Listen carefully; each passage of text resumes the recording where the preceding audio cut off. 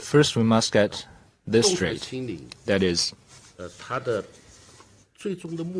the ultimate goal of dynamic zero-COVID policy is to provide the best possible protection of people's life and health, and to provide the best possible protection to the social economic development and people's normal life and production.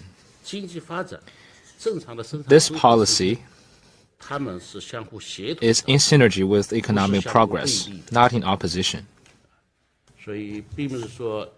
It's not like this dynamic zeroing policy, the measures in this regard, are to compromise economic progress of people's daily lives. This is not true. They are in synergy. The economic progress is one of the goals of dynamic zero-COVID policy.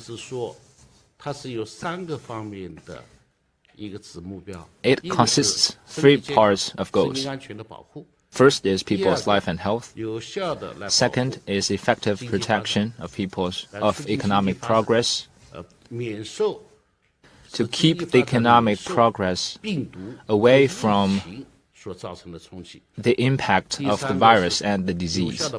Third is to ensure people's normal life. That's why the two parts are in synergy, not in opposition.